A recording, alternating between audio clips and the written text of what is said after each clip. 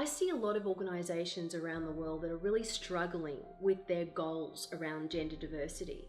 And they often come to me after they've gone through the laundry list of what they believe best practice should be, and say to me, Maureen, it's just not working.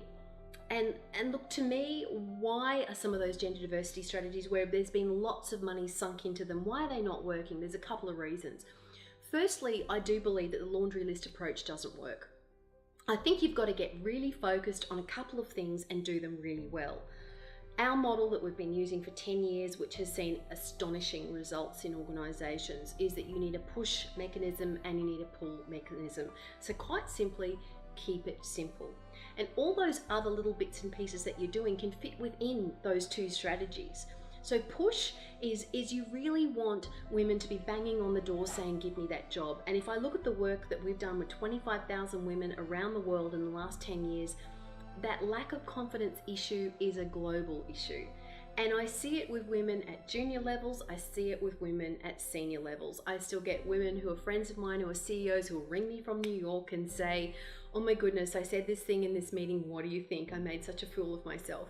And I've got to build their confidence. So it happens at all levels. If you just see it differently at different levels. So the My Mentor program is a proven strategy. It's based on the philosophy that women have it within them already. It's not about fixing them.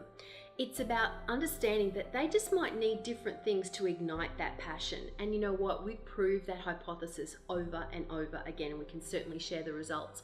But it's not going to work without the pull side, which is you can't just teach leaders about unconscious bias. That's going to get you nowhere, right? In fact, the research shows that you can go backwards. You've got to show them how to bring women through and to bring people who are different through.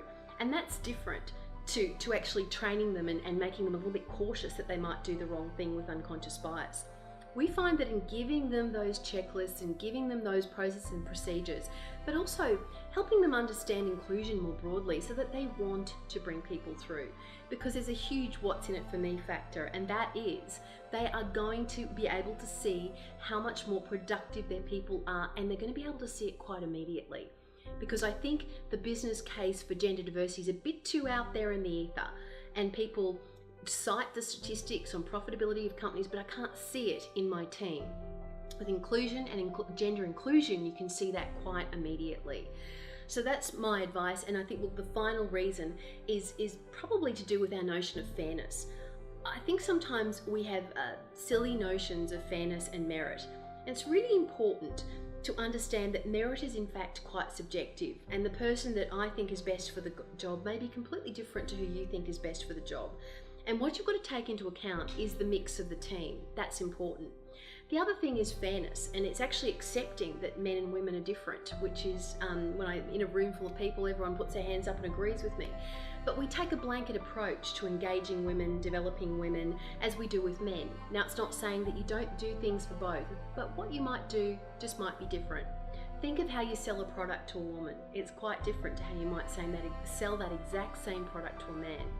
So if you take a different approach and recognize that women as a group are typically different from men, and in fact we want to celebrate and enhance and encourage that difference to remain.